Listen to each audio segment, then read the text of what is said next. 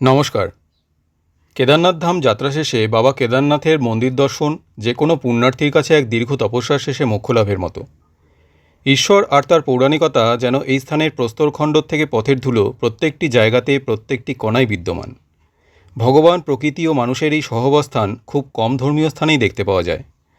অপূর্ব প্রাকৃতিক শোভার সঙ্গে কেদারনাথ মন্দির এবং এই সমগ্র উপত্যকাটি সত্যিই ঈশ্বরের দেশ, দেবভূমি। এই ভিডিওর মাধ্যমে হয়তো আমি এখানকার আধ্যাত্মিকতা, এখানকার অপার্থিব পরিবেশ সঠিকভাবে অনুভব করাতে পারবো না, কিন্তু যেটুকু পারবো সেটাই আজ রইল আপনাদের জন্য। আশা করি এতে যারা ইচ্ছে থাকলেও আপাতত কেদারনাথ আসতে পারেননি, তারাও কেদারনাথ দর্শনের পাশাপাশি এই স্থানের দৈবিক মাহাত্ম্য এবং পৌরাণিক ইতিহাস সম্পর্কে বেশ কিছুটা ধারণা লাভ করতে পারবেন। তাহলে চলুন শুরু করা যাক। জয় বাবা কেদারনাথ।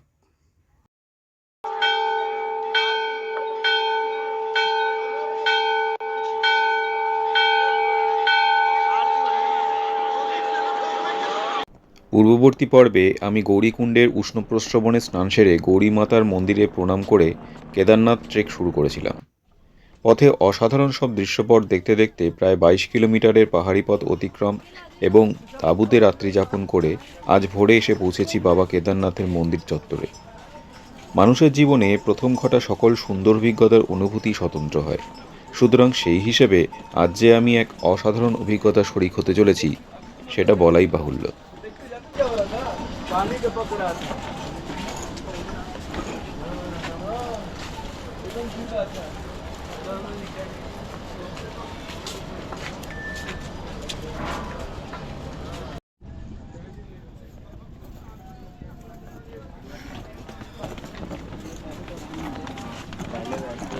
এখানে এসে জানতে পারলাম ভোর 3:30-4টের থেকে মন্দিরে পুজোর লাইন পড়া শুরু হয়ে গিয়েছে, যে লাইন নাকি এখন লম্বা হতে হতে 1/2 কিলোমিটার ছুঁই ছুঁই। সুতরাং এখন লাইনে দাঁড়ানো মানে দুপুর গড়িয়ে যাবে। যাক, প্রসাদ তো কিনি, তারপরে ভেতরে গিয়ে অবস্থা বুঝে ব্যবস্থা।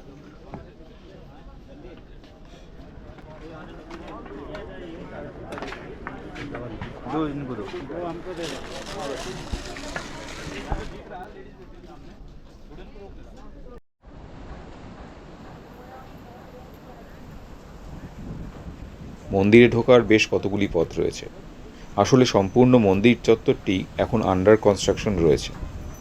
পরবর্তীতে হয়তো একটি মূল ফটক তৈরি হবে। বর্তমানে সঙ্গম ঘাটের কাছে ওং লেখা একটি বিশাল ভাস্কর্যের সামনে দিয়ে পুণ্যার্থীদের লাইন এগিয়ে যায় মন্দিরের দিকে। তবে আমায় ভিড় এড়াতে একটি অন্য পথের সন্ধান দিল দোকানি দাদা।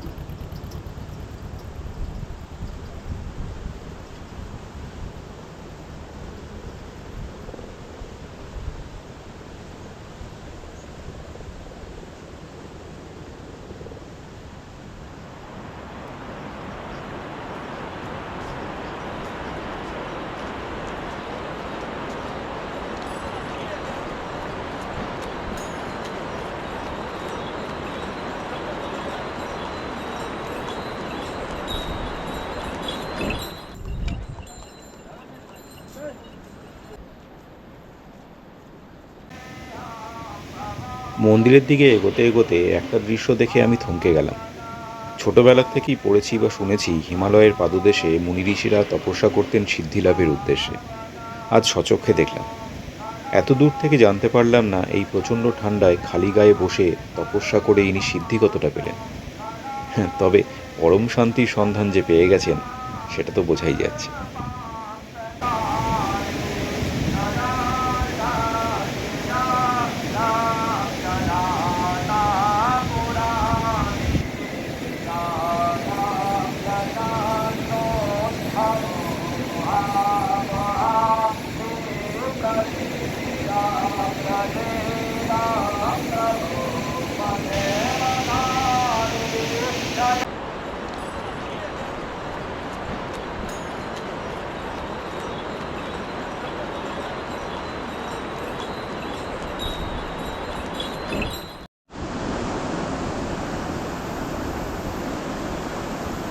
জানি এক্ষেত্রে অপ্রাসঙ্গিক মনে হবে, তবুও বলি। হিমালয়ের এই গ্লেসিয়ার গলা জল কেদারনাথ ধামের দেবভূমি স্পর্শ করে তার যাত্রাপথের কোনো এক সময় বয়ে যায় আমাদের কলকাতারই মাটি ছুঁয়ে। আজ থেকে বহু বছর পরে যখন এখানে আসার কথা আমি আর ভাবতেও পারবো না, তখন হয়তো একদিন গঙ্গার কোনো এক ঘাটে বসে এটা ভেবেই ভালো লাগবে, গঙ্গার সেই স্রোতের অন্তত কোনো একটা বিন্দু আমার অতি প্রিয় এই কেদারধাম ছুঁয়ে বয়ে এসেছে।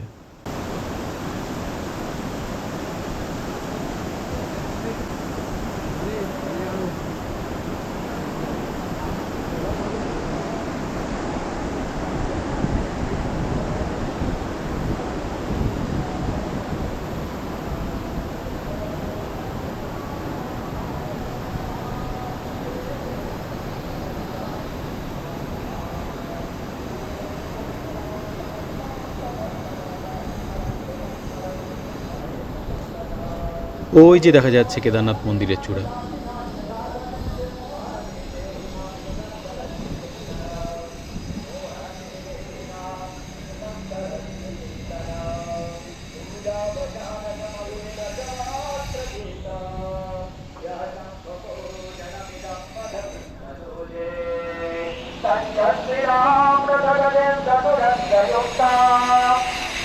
लक्ष्मीं सदैव सुमुखे प्रददाति शम्भो लक्ष्मीं सदैव सुमुखे प्रददाति शम्भो नमो देव्यै महादेव्यै शिवायै शततं नमः नमः प्रकृत्यै भद्रायै नियतां प्रणतास्मताम् सर्वा बाधा विनिर्मुक्तो धनधान्यसुतान्वितः मनुष्यो मत्प्रसादेन भविष्यति न संशयः सर्वमङ्गलमाङ्गल्ये शिवे सर्वार्थसाधिके शरण्ये त्र्यम्बके गौरी नारायणी नमोऽस्तुते साङ्गाभ्यां सपरिवाराभ्यां सारिकाभ्यां सतिकाभ्यां समानाभ्यां भूर्भुवस्सः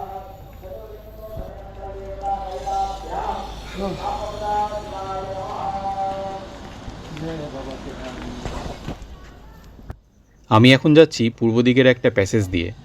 পাশের এই বিশাল নাট মন্দিরটি দেখার মতন সুন্দর করে তৈরি করা হচ্ছে, কিন্তু নাট মন্দির বা অদ্ভুত দেখতে ইগলু টাইপের এই ঘরগুলোর ব্যাপারে পরে জানা যাবে। আপাতত কেদারনাথ মন্দিরের এক অমোঘ আকর্ষণে অন্য কিছুতে মনই বসাতে পারছি না।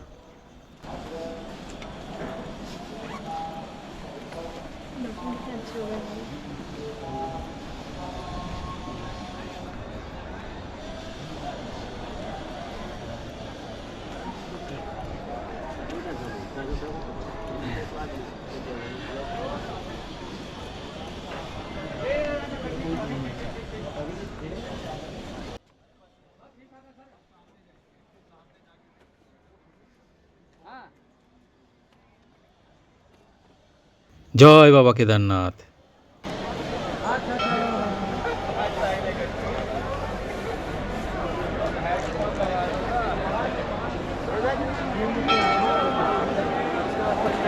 জয় বাবা কেদারনাথ।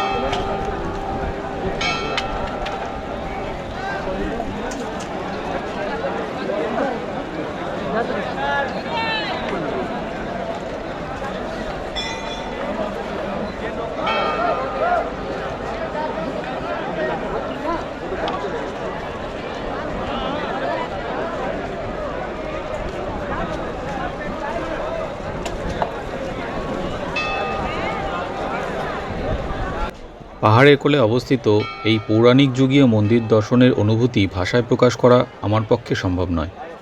এই স্বর্গীয় পরিবেশের সঙ্গে নিজেকে ধাতস্থ করতে মন্ত্রমুগ্ধ হয়ে কিছুক্ষণ সময় দেওয়া ছাড়া অন্য কোনোই উপায় নেই। সমুদ্রপৃষ্ঠ থেকে প্রায় 12,000 ফুট উপরে, আজ থেকে অন্তত 1200 বছর পূর্বে অসাধারণ স্থাপত্যের নিদর্শন এই মন্দিরটি পাণ্ডব থেকে আদি শঙ্করাচার্য কে যে তৈরি করেছিলেন সেই তর্ক বহু শতক পরেও হয়তো চলবে, কিন্তু বৈদিক হিন্দু ধর্ম ও সংস্কৃতি যে সেই যুগেও কতটা অ্যাডভান্স ছিল সেই বিতর্ক প্রশ্নাতীত। সেই সময়েও আমাদের ঋষিরা বা বলা যেতে পারে সেই যুগের বিজ্ঞানীরা স্থাপত্য, ভূতত্ত্ব, আবহাওয়া প্রভৃতি ব্যাপারে কতটা জ্ঞানী এবং তার প্রয়োগবিদ্যায় কতটা দক্ষতা লাভ করেছিলেন তার মোক্ষম নিদর্শন আমার সামনে দাঁড়িয়ে থাকা এই মহান শিল্পকর্মটি।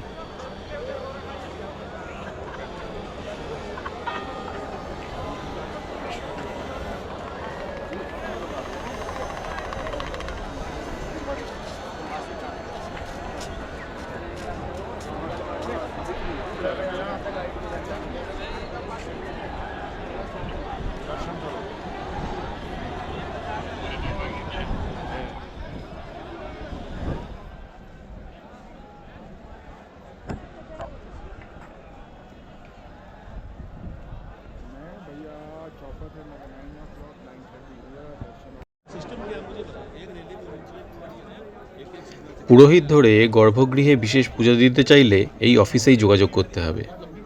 মন্দিরে পুজোর সময়সূচি আমি জেনে নিয়ে পরে আপনাদেরকে জানাচ্ছি।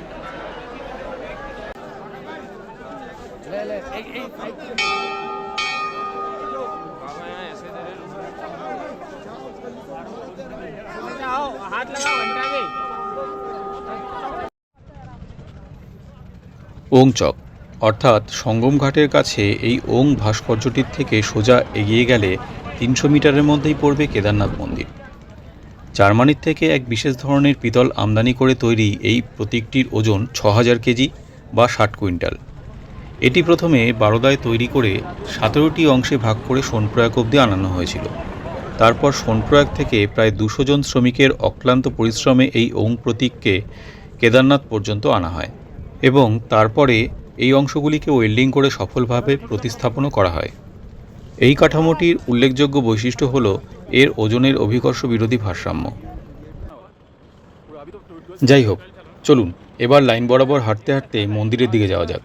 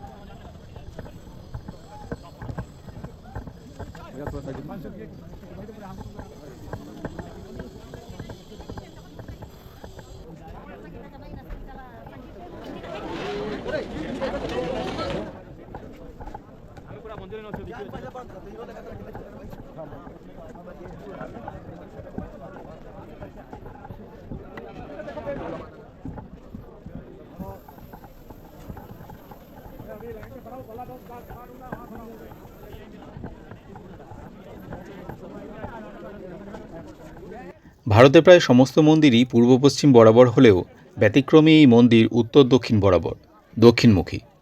আর্কিওলজিক্যাল সোসাইটি অফ ইন্ডিয়ার বিশেষজ্ঞদের মতে এই নির্ভুল দিক নির্বাচন এবং মন্দিরের পাথর ও কাঠামো পরিকল্পনা এসবের জন্যই মন্দিরটি সহস্র বছর পেরিয়েও আজও একই রকম শক্তিশালী রয়েছে। আরেকটা তথ্যের ভিত্তিতে জানা যায় এই মন্দির নির্মাণে যে মজবুত গ্রেহাং স্টোন ব্যবহার করা হয়েছিল তা নাকি এই স্থানেরই নয়। তাহলে কোন অদ্ভুত শক্তি বলে সেই যুগে এই ভারী পাথর এখানে আনানো হয়েছিল? ভাবতেই অবাক লাগে। অবশ্য মহাদেব যেখানে সহায় সেখানে অসম্ভব বলে কিছু থাকাটাই অসম্ভব।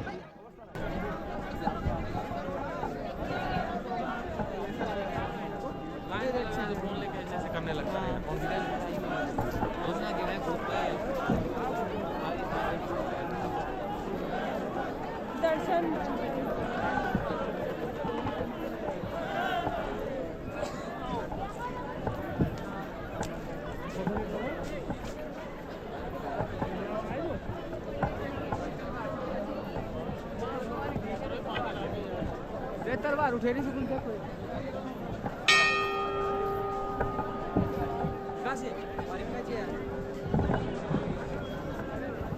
भीड़ बहुत है भीड़ अपार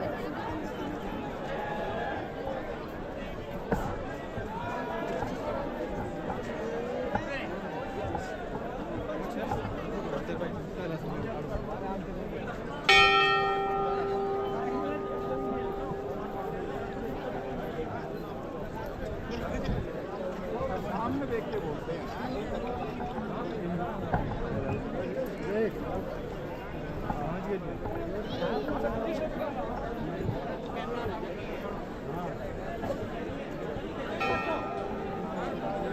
नहीं चलो सांगू डाला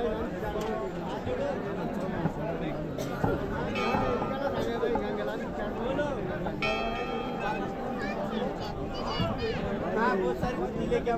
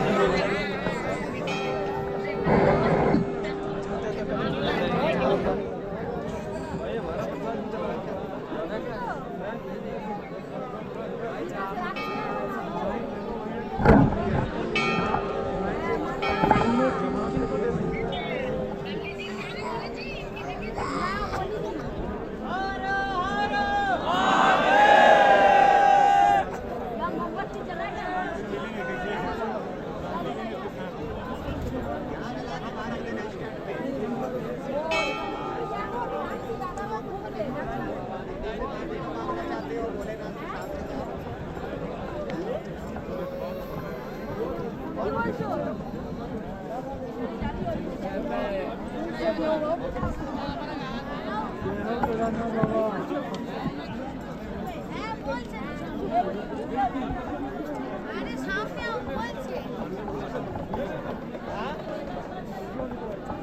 হ্যালো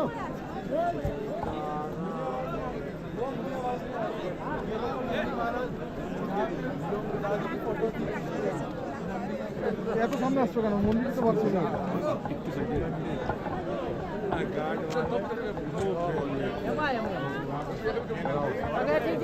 ठीक आहे हा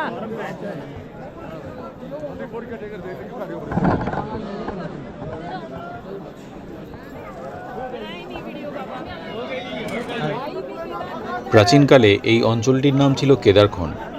সেজন্য এখানে মহাদেব কেদারনাথ নামেই বিরাজমান। কেদার কথাটি সংস্কৃত অর্থ ভূমি এবং নাথের অর্থ অধিপতি, অর্থাৎ কেদারখণ্ডের অধিপতি। গাড়োয়াল হিমালয় পর্বতশ্রেণীর মধ্যে অবস্থিত চোরাবালি গ্লেসিয়ার থেকে 4 কিলোমিটার দূরে এই কেদারনাথ ধাম অঞ্চলটির অবস্থান। এই চোরাবালি তাল থেকেই উৎপন্ন হয়েছে অতি পবিত্র মন্দাকিনী নদী। এই মন্দিরের 3 দিকে রয়েছে 3টি সুউচ্চ পর্বতশৃঙ্গ। মন্দিরের একেবারে পেছনের পর্বতটির নাম ক্ষেত্রকুণ্ড পর্বত বা সুমের পর্বত, উচ্চতা 21,600 ফুট। মন্দিরের মুখোমুখি দাঁড়ালে ডান দিকে রয়েছে 22,400 ফুট উঁচু কেদারনাথ পর্বত, আর বাঁদিকে রয়েছে 22,700 ফুট উঁচু ভরতকুণ্ড পর্বত। হিমালয়ের কোলে অবস্থিত এই কেদারনাথ মন্দির সমুদ্রপৃষ্ঠ থেকে 11,755 ফুট উঁচুতে অবস্থিত। এই মন্দিরের উচ্চতা 85 ফুট এবং উত্তর দক্ষিণ বরাবর দৈর্ঘ্য 187 ফুট এবং প্রস্থ 80 ফুট। মন্দিরের দেওয়ালগুলি প্রায় 12 ফুট পুরু। আগেই বলেছি, এই দেওয়ালগুলি স্ল্যাবগুলি অত্যন্ত শক্তিশালী রোবুস্ট স্টোন বা গ্রেহ্যাঙ্ক স্টোন দিয়ে তৈরি, যা ধাতব ক্ল্যাম্প দিয়ে ইন্টারলক করা। সত্যি আশ্চর্য হতে হয় আজ থেকে 1200 বছর আগে কোনো এক সময় এই অত্যাধুনিক কারিগরি বিদ্যার এত নিখুঁত প্রয়োগ দেখলে।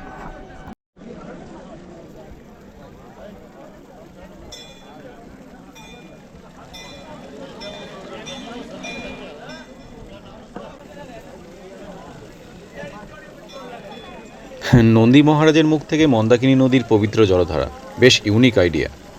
পুণ্যার্থীরা বাবা কেদারনাথের পুজো দেওয়ার আগে এখানে এসে হাত পা ধুয়ে তারপরে মন্দিরে প্রবেশ করছেন।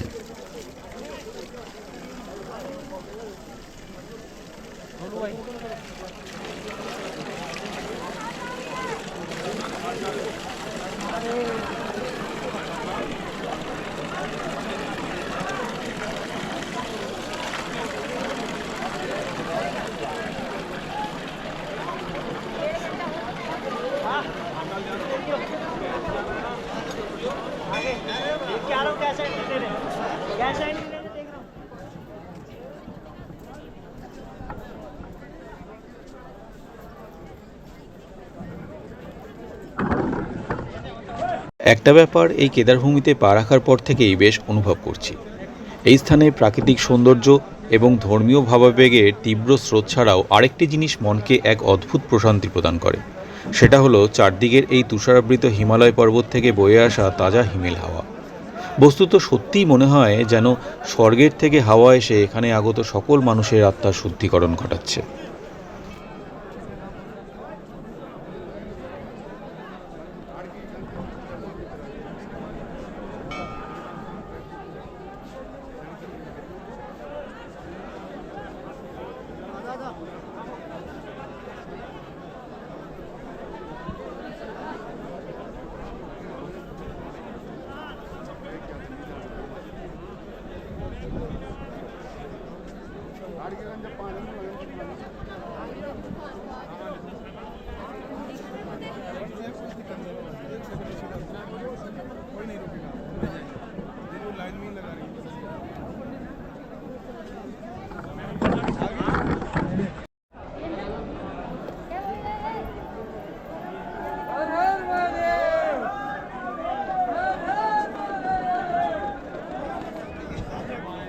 ₹1000 में VIP एकदम बाबा को 4 बार छुआ।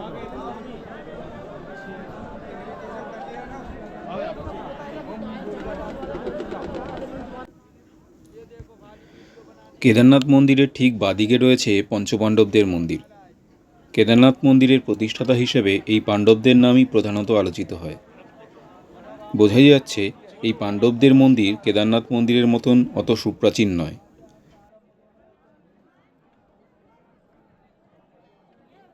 যাই হোক, পাণ্ডবদের প্রসঙ্গে পরে আসছি, তার আগে মন্দির চত্বরটা একটু ঘুরে দেখা যাক।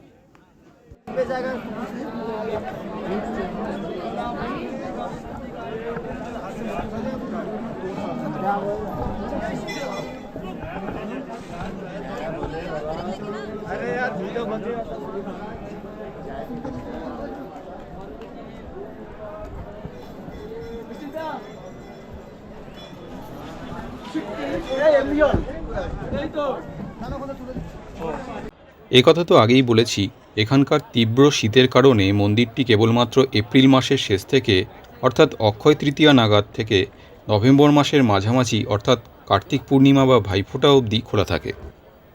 শোনা যায় তুষারপাতের কারণে এই মন্দির যখন বন্ধ রাখা হয় তার আগে মন্দিরের ভেতরে একটি প্রদীপ জ্বালিয়ে রাখা হয়। আশ্চর্যের বিষয় হলো পরবর্তী 6 মাসের প্রবল তুষারপাতের পরেও যখন জনমানব শূন্য এই মন্দিরের দরজা খোলা হয় দেখা যায় যে জ্বালিয়ে রাখা সেই প্রদীপ একইভাবে প্রজ্বলিত রয়েছে। সেই কারণে কথিত আছে কেদারনাথ মন্দিরের ভগবান শিবকে 6 মাস মানুষ পুজো করেন এবং বাকি 6 মাস পুজো করেন দেবতারা।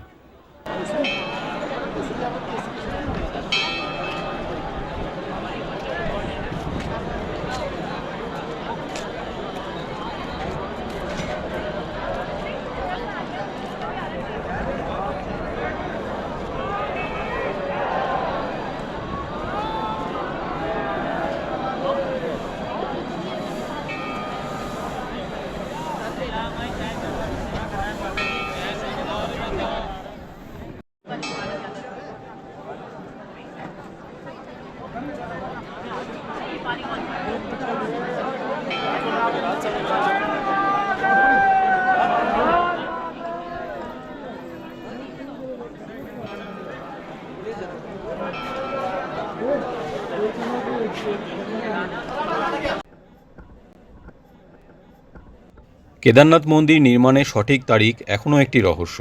সুপ্রাচীন তথা আদিম এই মন্দিরের বয়সের আন্দাজ পাওয়ার জন্য দেরাদুনের ওয়াদিয়া ইনস্টিটিউট অফ হিমালয়ান জিওলজির ভূতত্ত্ববিদরা এই মন্দিরের দেওয়াল নিয়ে একটি গবেষণা চালিয়েছিলেন। সেই গবেষণা থেকে জানা যায় যে কেদারনাথের মূল মন্দিরটি আনুমানিক 1300 থেকে 1700 খ্রিস্টাব্দের প্রায় 400 বছর ধরে বরফের ঘন আচ্ছাদনের মধ্যে চাপা পড়েছিল। বিজ্ঞানীদের মতে এই সময় একটা ছোট হিমযুগ চলেছিল, যার ফলে হিমালয়ের একটা বিশাল অংশ বরফের তলায় চলে গিয়েছিল। প্রথমে বিশেষজ্ঞদের ধারণা ছিল এই মন্দির কেবল বরফের নিচেই চাপা পড়েছিল, কিন্তু পরবর্তীকালে রিসার্চে জানা যায় মন্দির শুধুমাত্র বরফ নয়, একেবারে গ্লেসিয়ারের নিচে চলে গেছিল। বিশেষজ্ঞদের মতে সেই জন্য মন্দিরের বাইরের দেওয়ালে গ্লেসিয়ারের হলদেটে আঁচড়ের চিহ্ন তৈরি হয়েছে। বস্তুত গ্লেসিয়ারের এগোনোর সময় ভূমির সঙ্গে ঘর্ষণ হতে থাকে। সেই সময় গ্লেসিয়ারের সংস্পর্শে আসা যে কোনো বস্তুও গ্লেসিয়ারের কঠিন ও তীক্ষ্ণ বরফ এবং গ্লেসিয়ারের মধ্যেকার পাথরের দ্বারা ঘষতে ঘষতে চলতে থাকে। অতএব 400 বছরের হিমযুগ বরফের নিচে অতিবাহিত করার সেই দীর্ঘ সময় ধরে এই মন্দিরটিকে গ্লেসিয়ারের চূড়ান্ত পর্যায়ের ওজন এবং সেই সঙ্গে তীক্ষ্ণ বরফ ও পাথরের ঘর্ষণের মধ্যে দিয়ে যেতে হয়েছিল। এত কঠিন প্রতিবন্ধকতা পেরিয়েও কেদারনাথ মন্দির হিমযুগ শেষে স্বমহিমায় বিরাজমান ছিল।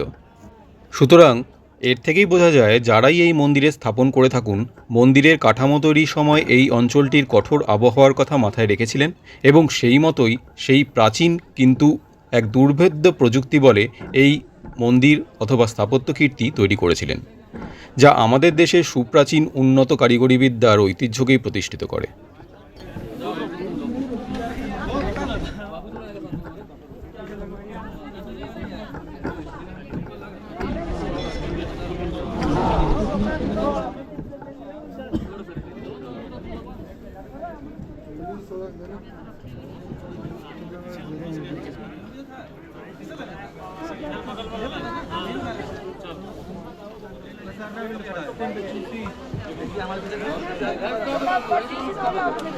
आगे बढ़ने दिया ना।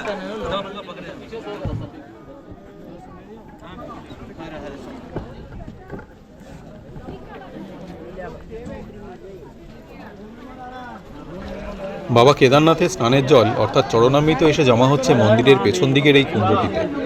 দর্শনার্থীরা এখানে এসেই সেই চরণামৃত সংগ্রহ করে নিচ্ছে।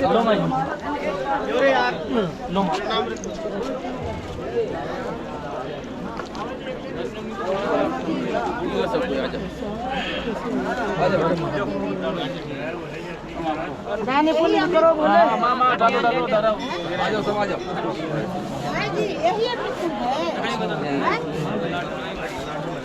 उधर का भी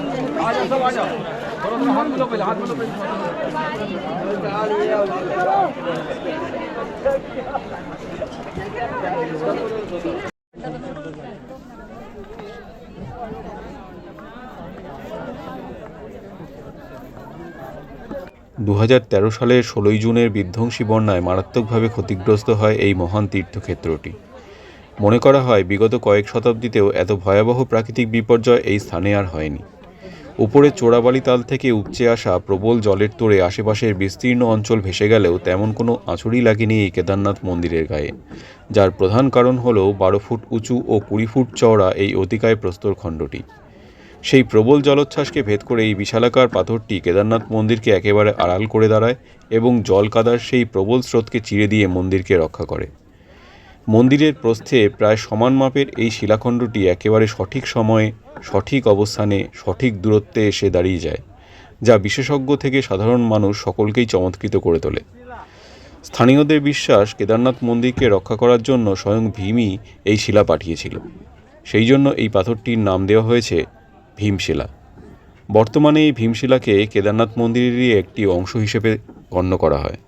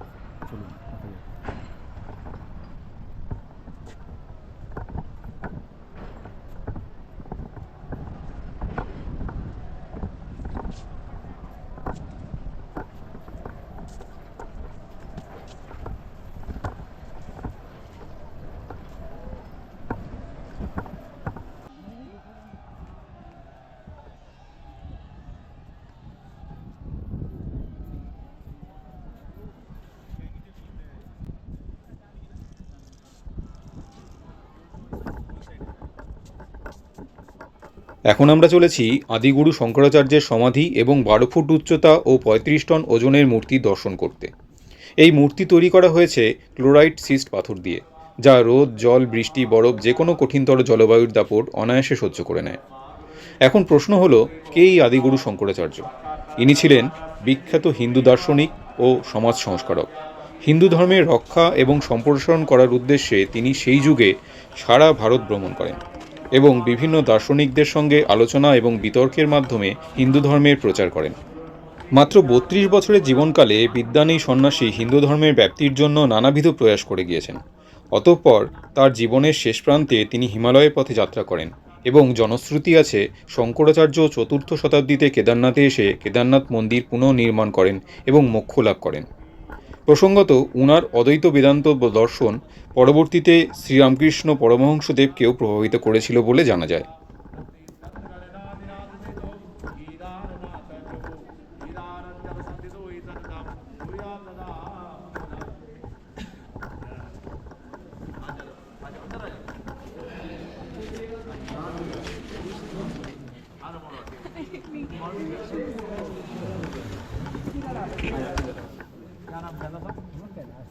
चौधरी जी वो कल्याण हो मंगल मूर्ति जी आ जाओ।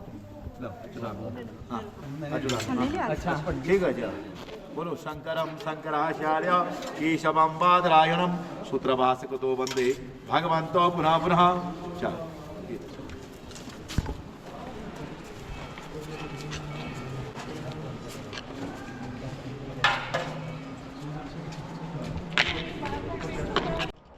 কেদারনাথ উপত্যকাটির একটি প্যানোরামা ভিউ পাওয়ার জন্য এর থেকে ভালো জায়গা আর নেই। আমি এখন যেখানে দাঁড়িয়ে আছি সেই স্থান দিয়েই চোরাবালি তালের থেকে সেই প্রচণ্ড জলের তোড় ধেয়ে এসেছিল কেদারনাথ মন্দিরের দিকে। সেদিনের সেই ঘটনা যত অনুমান করার চেষ্টা করছি ততই শিহরিত হচ্ছি। সত্যি জলের স্রোত কতটা তীব্র হলে ভীমশিলার মতন অতিকায় পাথরকে তা বয়ে এতটা দূরে নিয়ে যেতে পারে, ভাবতেও অবাক লাগছে।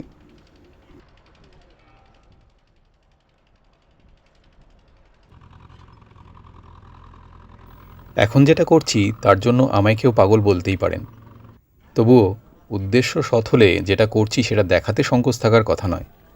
কেদারনাথের এই পুণ্যভূমি ছুঁয়ে দেখার ইচ্ছে ছিল আমার মায়েরও, কিন্তু মায়ের আশা যখন সম্ভব হলোই না, তাহলে অন্তত কেদারভূমির একটা ক্ষুদ্র অংশই মায়ের কাছে নিয়ে যাই। Something is better than nothing.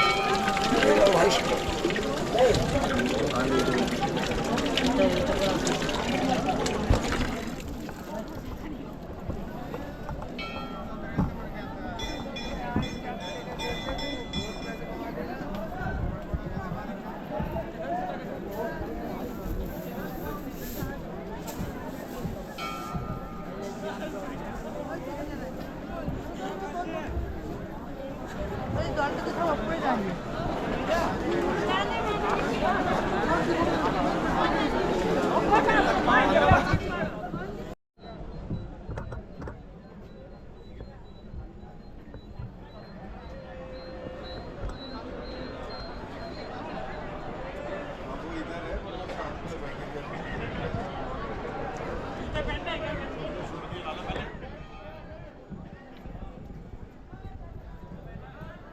গুপ্তযুগে শিলালিপিতে এই মন্দিরের বর্ণনা রয়েছে, যা থেকে ঐতিহাসিক তথা গবেষকদের ধারণা এই মন্দির গুপ্তযুগের থেকেও অনেক প্রাচীন।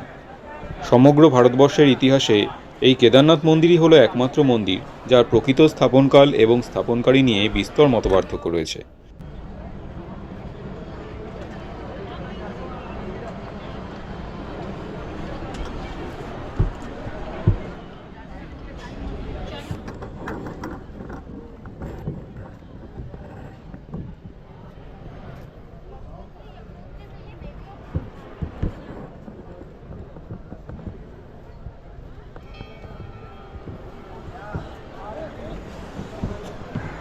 পৌরাণিক তথ্যের ভিত্তিতে সবথেকে প্রচলিত এবং জনপ্রিয় মতটি হল মহাভারতের পাণ্ডব কাহিনী। মহাভারতের যুদ্ধে জয়লাভের পর জ্ঞাতি হত্যার পাপ থেকে মুক্ত হতে চেয়েছিলেন পঞ্চপাণ্ডবেরা। সেই পাপমোচনের উদ্দেশ্যে তাদের পরমারাধ্য দেবাদিদেব শিবের ক্ষমা এবং আশীর্বাদ কামনা করেছিলেন তারা, কিন্তু শিব তাদের ওপর ভীষণ রকম রুষ্ট ছিলেন। এহেন অবস্থায় শিবের দর্শন লাভের উদ্দেশ্যে পঞ্চপাণ্ডবেরা কাশীতে পৌঁছান, কিন্তু সেখানে শিবের দর্শন না পেয়ে তারা মহাদেবকে খুঁজতে হিমালয়ের দিকে যাত্রা করেন। কিন্তু শিবশম্ভু পাণ্ডবদের কৃতকর্মে এতটাই রুষ্ট ছিলেন যে তিনি সেখানে থাকলেও পাণ্ডবদের থেকে আত্মগোপন করে থাকবেন বলে স্থির করেন এবং কেদারনাথের এই স্থানে এসে বসবাস করতে থাকেন। অন্যদিকে নাছরবান্দা পাণ্ডব ভাইয়েরাও শিবের পিছু নিয়ে এই কেদারে এসে উপস্থিত হন। বেগতিক দেখে মহাদেব ষাঁড় তথা নন্দীর রূপ ধারণ করেন এবং তার ষাঁড়রূপী অনুচরদের সঙ্গে মিশে যান। পাণ্ডবদের এ বিষয়ে সন্দেহ জাগে। দ্বিতীয় পাণ্ডব ভীম তখন বিশালাকার রূপ ধারণ করেন আর দুটি পর্বতে নিজের পা ছড়িয়ে দাঁড়িয়ে পড়েন। এমতাবস্থায় অন্য সব গরু এবং ষাঁড়েরা ভীমের পায়ের তলা দিয়ে বেরিয়ে গেলেও ষাঁড়রূপী মহাদেব স্বাভাবিকভাবেই সেখান দিয়ে যেতে সম্মত হন না। এতে করে ভীম শিবের স্বরূপ বুঝতে পেরে যায় এবং কাঁদতে কাঁদতে সেই ষাঁড়ের দেহ জড়িয়ে ধরে। কিন্তু সেই ষাঁড়রূপী শিব ভূমিতে অন্তর্ধান হতে শুরু করেন। উপায়ান্তর না দেখে ভীম তখন ষাঁড়ের কুঁজ চেপে ধরে। অতঃপর ভীম তথা পাণ্ডবদের এহেন দৃঢ়সংকল্প দেখে প্রসন্ন হন শিবশম্ভু এবং কুঁজ ভূমির উপরে থাকা অবস্থাতেই এই স্থানেই বিরাজমান হন। পাণ্ডবেরা এরপরে মহাদেবের ত্রিকোণাকৃতি ওই অংশকেই উদ্দেশ্য করে পুজো এবং যজ্ঞ করেন এবং শিবও নিজের স্বরূপ দর্শন দিয়ে পাণ্ডবদের ক্ষমা করেন এবং তাদের পাপমুক্তি ঘটান। পরবর্তীতে পাণ্ডবেরা কুঁজ আকৃতির শিবলিঙ্গকে কেন্দ্র করে মন্দির নির্মাণ করান এবং এখান থেকেই স্বর্গারোহিণী বা মহাপন্থ নামক স্বর্গীয় পথ দিয়ে স্বর্গের দিকে যাত্রা শুরু করেন।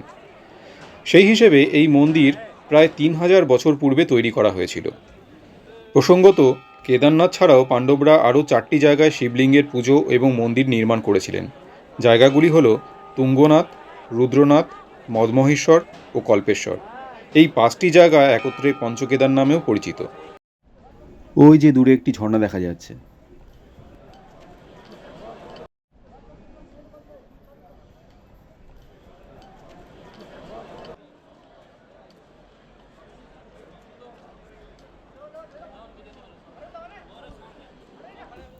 এই শেড দেওয়া পথ ধরেই পরবর্তীকালে দর্শনার্থীরা লাইন দিয়ে মন্দির দর্শন করতে পারবেন।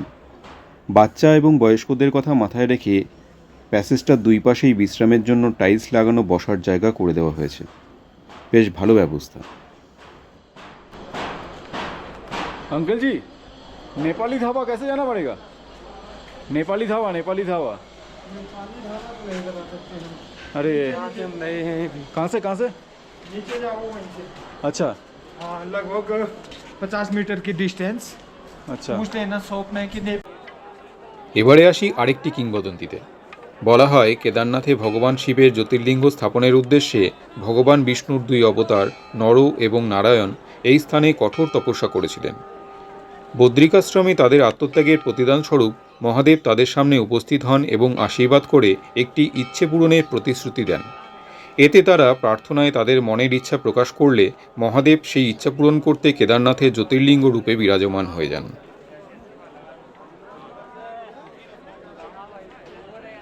কেদারনাথ নামক কোনো স্থানের উল্লেখ যে প্রাচীনতম গ্রন্থে পাওয়া গিয়েছিল সেটির নাম হলো স্কন্দপুরাণ।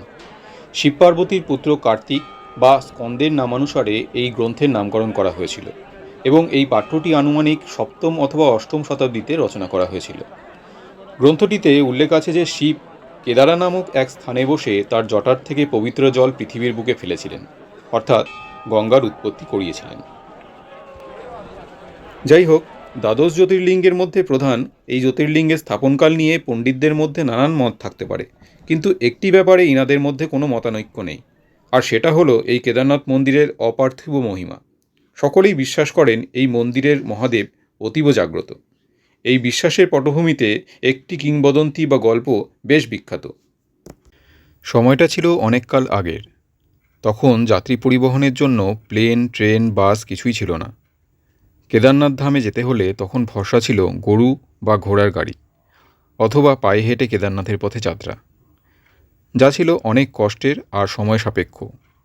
কিন্তু দেবাদিদেবের ভক্তেরা তার আরাধ্যকে দেখতে এরকম অনেক কষ্টই করতে পারেন। ভক্তের ভগবান মহাদেব তার ভক্তের সমস্ত বাধা নিমেষেই কাটিয়ে দেন। এমনই এক ভক্ত পায়ে হেঁটে যাত্রা করেন কেদারনাথ ধাম। সেখানে হেঁটে পৌঁছাতে তার 2 মাস সময় লেগে যায়। কিন্তু তখন কেদারনাথে বরফ পড়া শুরু হয়ে গেছে, আর কেদারনাথে বরফ পড়া শুরু হলে মন্দিরের রাস্তা বরফে ঢেকে যায়। তাই 6 মাস মন্দিরের দ্বার বন্ধ থাকে, আর 6 মাস পরে বরফ পড়া শেষ হলে মন্দিরের দরজা পুনরায় উন্মুক্ত করা হয়। ফলে সেই ভক্ত সেখানে পৌঁছতেই দেখে মন্দিরের প্রধান পুরোহিত মন্দিরের দ্বার বন্ধ করে পাহাড়ের নিচে তার গৃহের উদ্দেশ্যে যাত্রা শুরু করছে। এই দেখে ওই ভক্ত পুরোহিতকে মন্দিরের দ্বার ফের কখন খোলা হবে সেটা জিজ্ঞাসা করলে পুরোহিত জানান 6 মাস পরে। তখন সেই ভক্ত পুরোহিতের পায়ে পড়ে এবং জানায় সে 2 মাস ধরে নানান বাধা বিপত্তি পেরিয়ে পায়ে হেঁটে কেদারনাথে এসেছে, কেবল একবার দেবাদিদেব মহাদেবকে দর্শন করবে বলে। কিন্তু এই 6 মাস সে কিভাবে অপেক্ষা করবে? তার কাছে অর্থ, খাদ্য, বস্ত্র কিছুই নেই। সব শেষ হয়ে গেছে এই 2 মাসের যাত্রায়। তাই সে বারবার পুরোহিতকে কাতর অনুরোধ করতে থাকে তাকে যেন একটিবারের জন্য মহাদেবকে দর্শন করতে দেওয়া হয়। কিন্তু পুরোহিত তার সেই অনুরোধে রাজি হয় না। বরং জানান সে যেন বাড়িতে ফিরে যায়, আর 6 মাস পরে আবার আসে।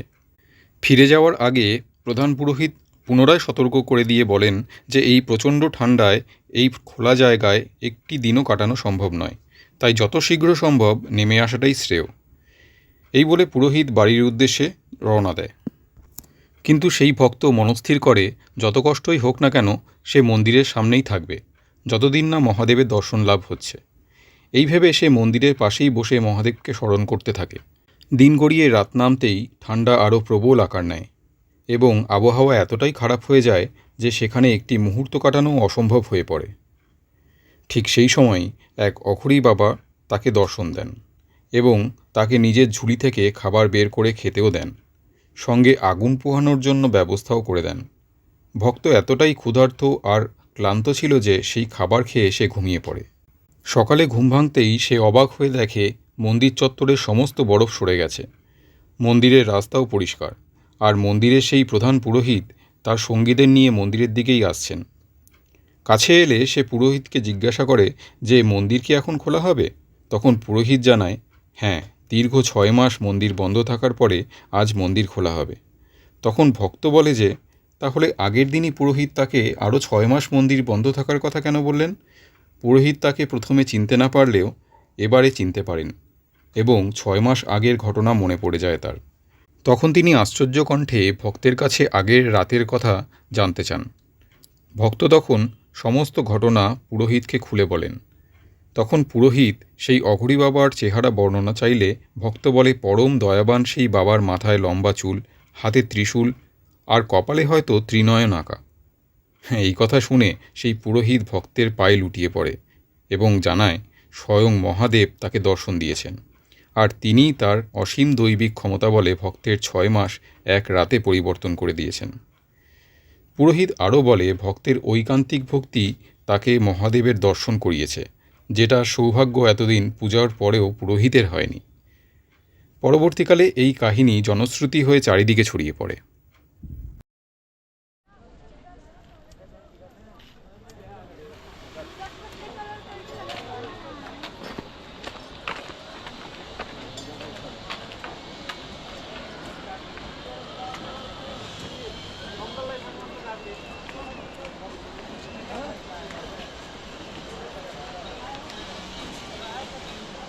এখন আছি কেদারনাথ মন্দিরের থেকে প্রায় 600 মিটার দূরে রেতসকুণ্ড মন্দিরের সামনে। এখানে মন্দিরের ভেতরে একটি কুণ্ড আছে। কথিত আছে মন্দিরের দরজার কাছে দাঁড়িয়ে ওং নমঃ শিবায় বললে কুণ্ডের জলের ভেতর থেকে বুদবুদ ওঠে। এই কুণ্ডের জল নাকি অতি পবিত্র। আর ওই যে উপরে দেখা যাচ্ছে বাবা ভৈরবনাথের মন্দির। ভৈরবনাথ হলেন কেদারনাথ মন্দিরের অভিভাবক বা ক্ষেত্রপাল। কিংবদন্তি অনুসারে প্রবল তুষারপাতের ফলে যখন শীতের মাসগুলিতে কেদারনাথ মন্দির বন্ধ থাকে তখন বাবা ভৈরবনাথ কেদারনাথ মন্দির এবং তার মূল উপত্যকাটি রক্ষা করেন। ভৈরব বাবার মন্দির এখান থেকে কিলোমিটার খানেকের খাড়াই পথ। উপর থেকে চমৎকার ভিউ পাওয়া যায় কেদারনাথ উপত্যকার। এইখানে আমি আমার আজকের বাদবাকি সময়ের প্ল্যানটা বলে রাখি। এখন আমি আমার হোমস্টেতে গিয়ে একটু ফ্রেশ হয়ে নিয়ে সন্ধেবেলায় আবার মন্দির চত্বরে আসব। কেদারনাথ মন্দির তথা এই চত্বরটার সন্ধেবেলার পরিবেশ কেমন সেটা এক্সপ্লোর করতে করতে রাতের খাওয়া দাওয়াটা সেরে নেব, আর তার আগে অবশ্যই মন্দিরে ঢুকে সন্ধ্যারতিটা দেখে নেব। পুজো সম্ভবত কাল ভোরেই দেব। যাই হোক, কেদারনাথের সন্ধেবেলার সেই ভিডিওটা অবশ্য আলাদা করেই দেওয়া থাকবে। জয় বাবা কেদারনাথ।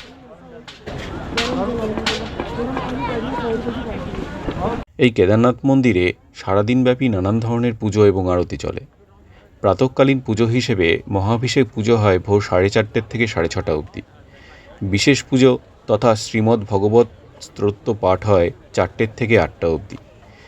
বেদ পাঠ হয় সকাল 7:30 থেকে 12 অবধি, আবার দুপুরবেলায় 3 থেকে 6 অবধি। গীতা পাঠও ওই একই সময়ই হয়। এরপরে হয় সন্ধ্যারতি। সন্ধ্যারতি হিসেবে কর্পূর আরতি হয় সন্ধ্যা 6টা থেকে 6:10 অবধি। চণ্ডী আরতি হয় 6:15 থেকে 6:30 অবধি। স্বর্ণ আরতি হয় 6:30 থেকে 6:45 অবধি। অষ্টারী পুজো হয় 6:45 থেকে 7টা অবধি। বিষ্ণু সহস্রনাম পাঠ হয় 7টা থেকে 7:20 অবধি। বিষ্ণু সহস্র নামাবলী পাঠ হয় 7:20 থেকে 7:45 অবধি। এরপর রাত্রিবেলায় হয় মন্দির বন্ধ করার পুজো। এই পুজোর সময়ের পূর্ব নির্ধারিত নয়, গীতগোবিন্দ পাঠের সঙ্গে সঙ্গে শয়নের আরতিও হয়। সেই হিসেব মতন সারা দিনে ভোর 5টা থেকে 3টে অবধি মন্দির খোলা থাকে। এরপরে হয় বিশ্রাম, তারপরে আবার বিকেল 5টা থেকে রাত্রি 9টা অথবা 10টা অবধি মন্দির খোলা থাকে।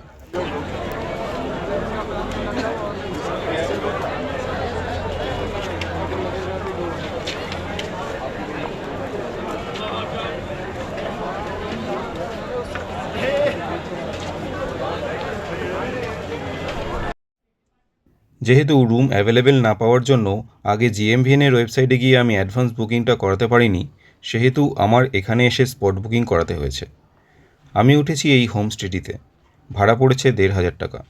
তুলনামূলকভাবে অন্যান্য হোটেলগুলির থেকে কমই আছে।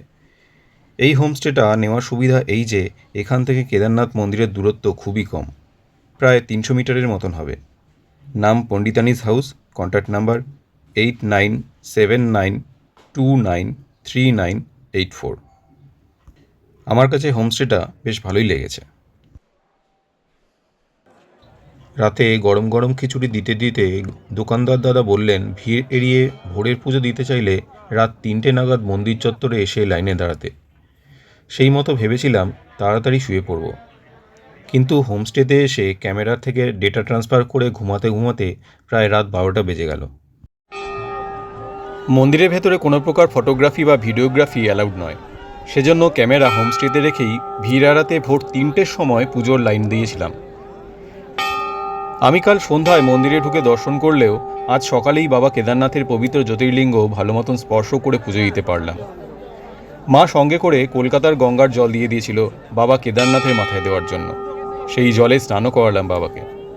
শিবলিঙ্গ নিয়ে তো আগেই বলেছি, অনেকটা নন্দীর কুজের মতোই, অন্যান্য শিবলিঙ্গের থেকে ব্যতিক্রমী ত্রিভুজাকার, পিরামিড আকৃতির। এছাড়া মন্দিরে ঢুকে মাঝখানে রয়েছে অষ্টধাতুর নন্দীর মূর্তি, বাদিকে লক্ষ্মীনারায়ণের মূর্তি, এছাড়াও কুন্তিমাতা ও যুধিষ্ঠিরের মূর্তি, আর আছে অন্যান্য পাণ্ডব ভাই এবং দ্রৌপদীর মূর্তি। মন্দিরের ভেতরে যে 4টি স্তম্ভ রয়েছে সেগুলিকে হিন্দু ধর্মের 4টি বেদের আধার বলে মনে করা হয়। সব মিলিয়ে মন্দিরের ভেতরের ভাবগম্ভীর পরিবেশ কিছুক্ষণের জন্য মন্ত্রমুগ্ধ করে রাখে প্রত্যেকটি দর্শনার্থীকে।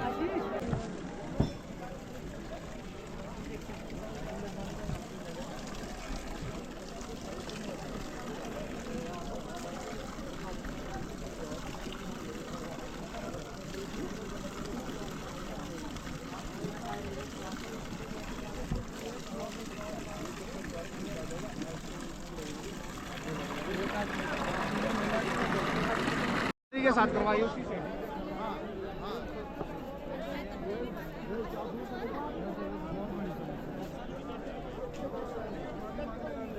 अबे माफी मांग लेना,